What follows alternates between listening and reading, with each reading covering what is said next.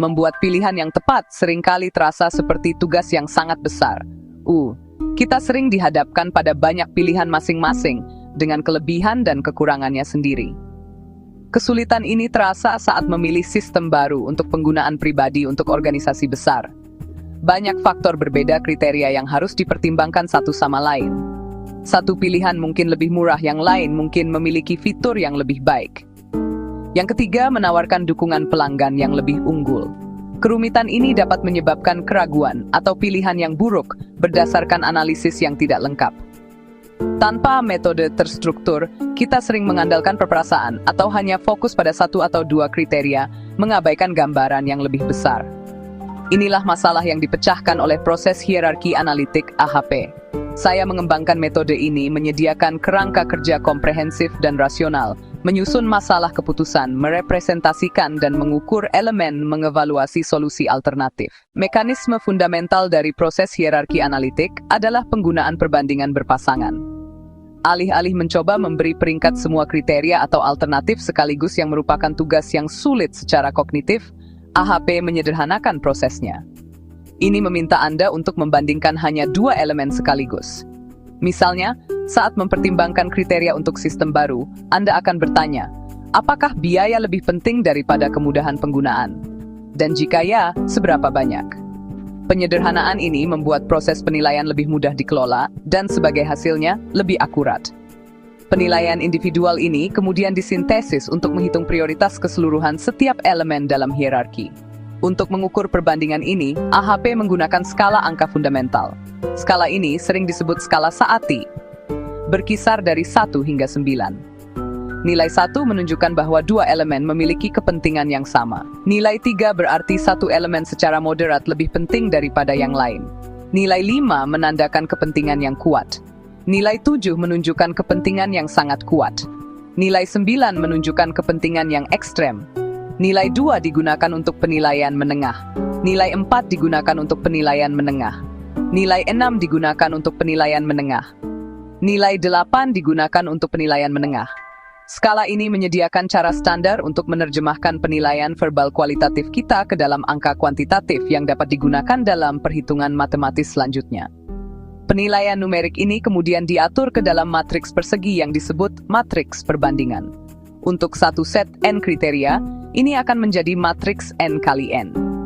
Jika Anda menilai kriteria A secara moderat lebih penting, nilai 3 daripada kriteria B, nilai timbal balik sepertiga, secara otomatis ditetapkan untuk perbandingan kriteria B versus kriteria A. Elemen diagonal matriks yang membandingkan kriteria dengan dirinya sendiri selalu satu. Struktur ini memastikan bahwa penilaian ditangkap secara logis dan timbal balik, membentuk dasar untuk menentukan bobot relatif atau prioritas semua kriteria yang dipertimbangkan. Mari kita pertimbangkan contoh praktis untuk melihat bagaimana proses hierarki analitik bekerja. Bayangkan sebuah perusahaan perlu memilih sistem ERP baru. Tim keputusan telah mengidentifikasi 3 vendor potensial, alternatif A, alternatif B, alternatif C. Mereka juga telah menyepakati 4 kriteria utama. C1, kemampuan ekspansi perangkat keras. C2, kemudahan pemeliharaan perangkat keras. C3, pembiayaan tersedia. C4, kemudahan penggunaan. Tujuannya adalah memilih sistem ERP terbaik berdasarkan kebutuhan ini. Langkah pertama, bandingkan pentingnya keempat kriteria satu sama lain. Tim melakukan perbandingan berpasangan untuk kriteria tersebut. Mereka memberi C1 versus C3 skor 5. Mereka memberi C4 versus C2 skor 3. Setelah semua perbandingan selesai, sebuah matriks terbentuk. Dari matriks ini dihitung vektor prioritas kriteria. Hasil, C1 menerima bobot 0,553, artinya lebih dari 55% keputusan bergantung pada C1. Selanjutnya, tim mengevaluasi alternatif A, B, dan C terhadap setiap kriteria. Untuk C1, mereka membandingkan A versus B, A versus C, B versus C. Proses yang sama diulang untuk C2, C3, C4, total 4 matriks. Dari setiap matriks dihitung vektor prioritas alternatif. Misalnya alternatif C unggul pada kemampuan ekspansi perangkat keras. Alternatif A unggul pada kemudahan penggunaan. Bagian 4. Membangun solusi. Menjelajahi metode pengembangan sistem. Setelah keputusan dibuat menggunakan metode seperti AHP, fase selanjutnya adalah implementasi.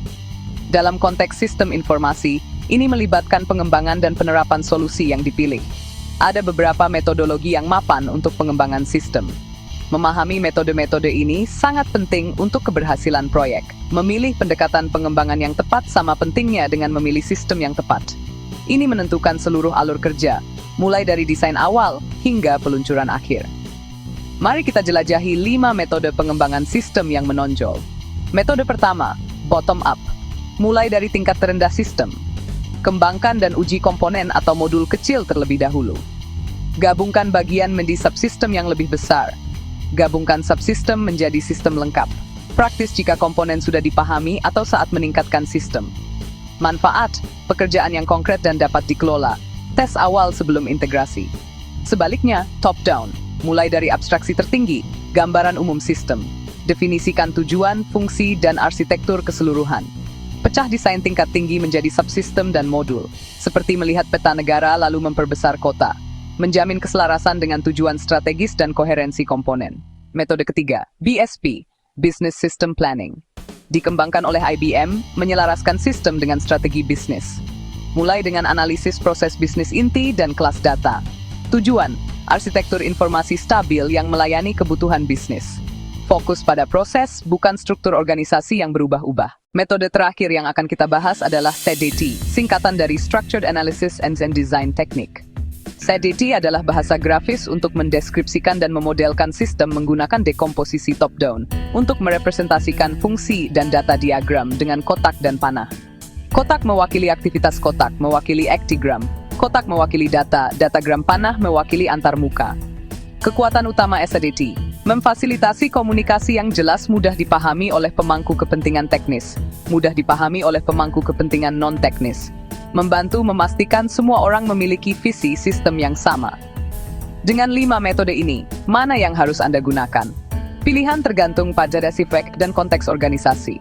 Decision tree, new versus existing, strategic versus proses bottom up. Kokok jika persyaratan detail jelas, tetapi struktur keseluruhan tidak.